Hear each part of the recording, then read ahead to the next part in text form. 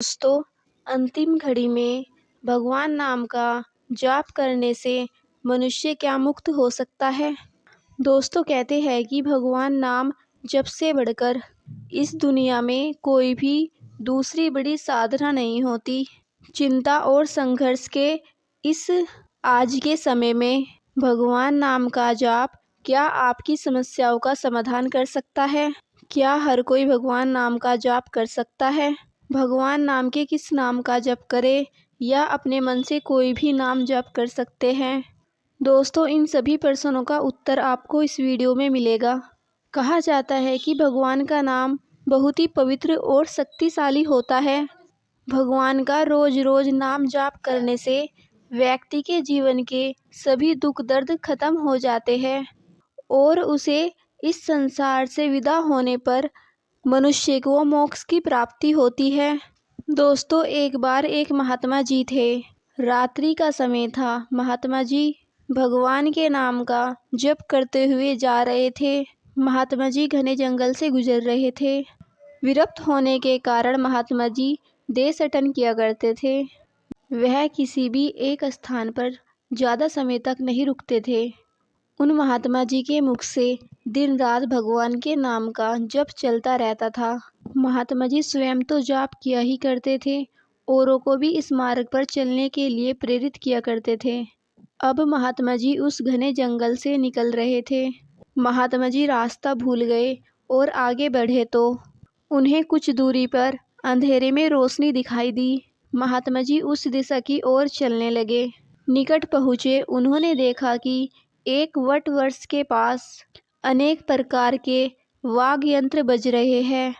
नाच गाना और शराब की महफिल जमी हुई है। कई स्त्री पुरुष साथ में नाच रहे हैं।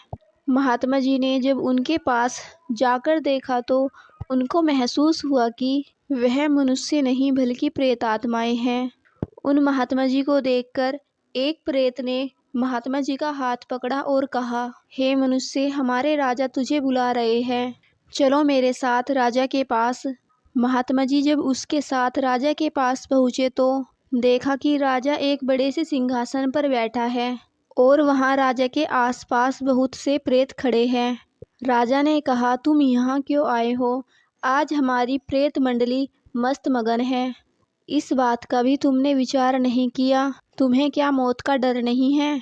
महात्मा जी मुस्कुराते हुए बोले, मौत का डर? वो भी मुझे राजन?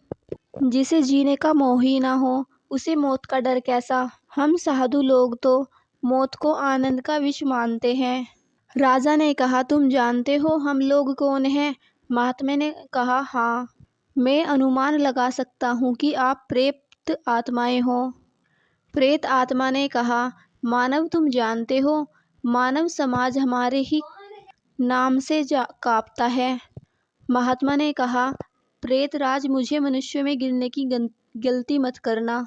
मैं जिंदा दिखते हुए भी जीने की इच्छा से रहित हूँ और यदि जिंदा मानो तो भी आप मुझे मार नहीं सकते।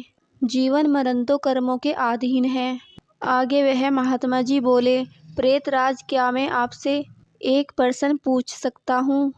महात्मा जी की निर्भयता देखकर प्रेत के राजाओं को बड़ा आश्चर्य हुआ कि प्रेत का नाम सुनते ही मर जाने वाले मनुष्यों में एक इतनी निर्भयता से बात कर रहा है।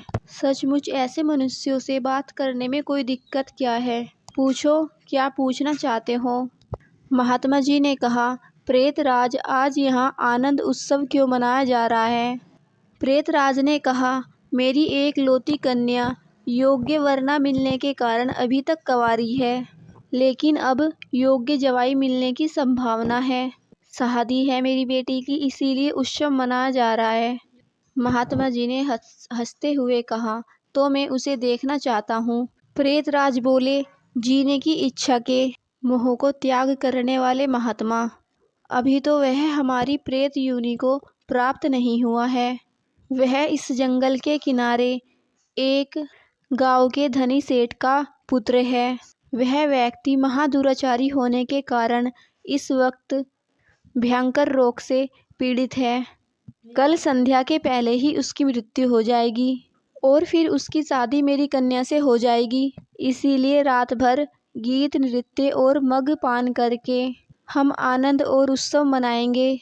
महात्मा जी वहाँ से विदा होकर श्री राम का नाम जप करते हुए जंगल के पास के उसी गांव जा पहुँचे जहाँ सेठ का लड़का बीमार था।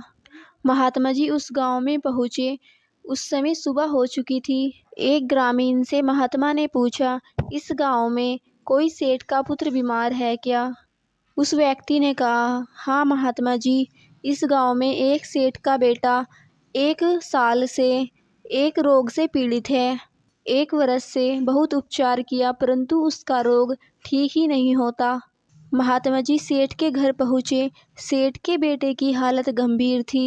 अंतिम घड़ी थी, फिर भी महात्मा को देखकर माता पिता के अंदर आशा की किरण दिखी। उन्होंने महात्मा का स्वागत किया। सेठ के पुत्र के पलंग के पास आकर महात्मा जी राम नाम का जप करने लगे।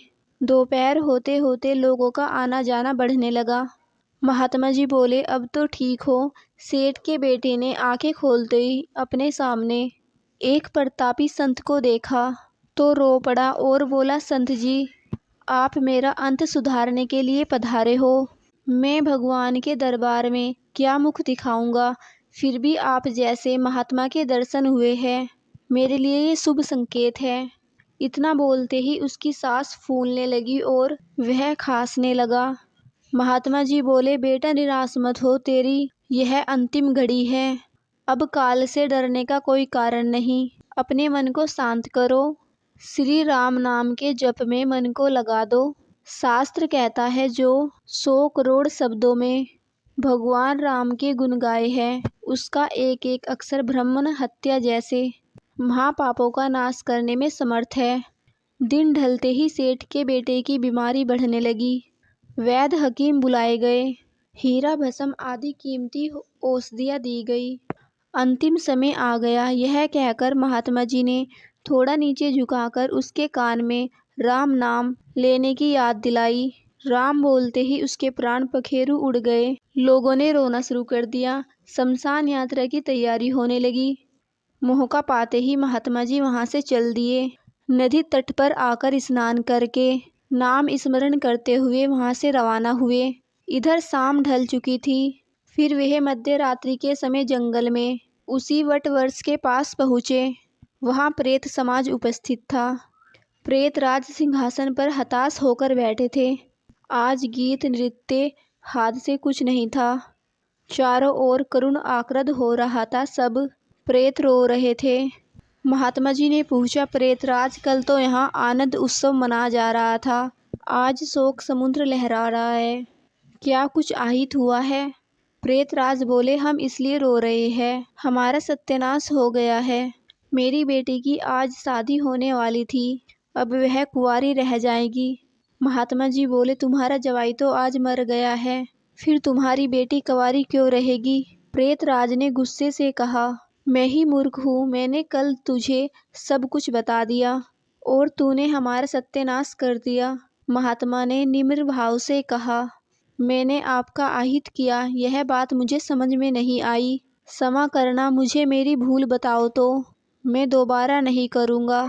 प्रेतराज ने जलते हुए हृदय से कहा, यहाँ से जाकर तूने मरने वाले मनुष्य को भगवान नाम स्मरण का मार्ग बताया और अंत समय में भी राम नाम कहलवाया। इससे उसका उद्धार हो गया और मेरी बेटी कुंवारी रह गई। महात्मा जी बोले, क्या एक बार राम नाम जप कर लेने से वह प्रेत योनि से छूट गया? आप सच कहते हो।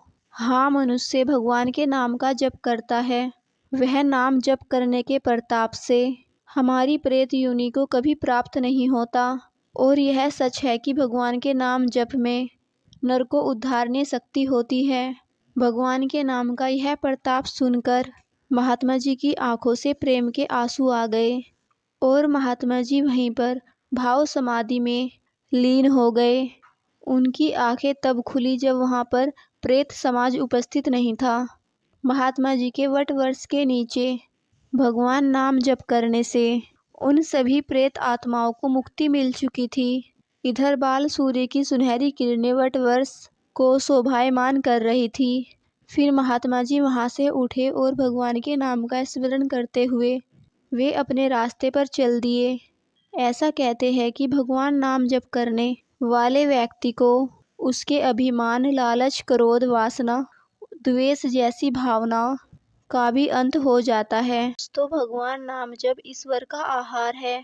जैसे हम अतिथि को प्रसन्न करने के लिए स्वादिष्ट पकवान परोसते हैं, वैसे ही ईश्वर को रिझाने के लिए श्रद्धा भाव से भगवान नाम जप करते हैं। दोस्तों, ईश्वर शक्तिशाली है, लेकिन भगवान का नाम जप भी कम शक्तिशाली नहीं है। इसके बारे में भी भगवान की एक सुंदर कथा है। दोस्तों, आपको वीडियो अच्छी लगे तो लाइक करें, कमेंट करें, शेयर करें और कमेंट में जय श्री राम अवश्य लिखें और हमारे चैनल को सब्सक्राइब करें।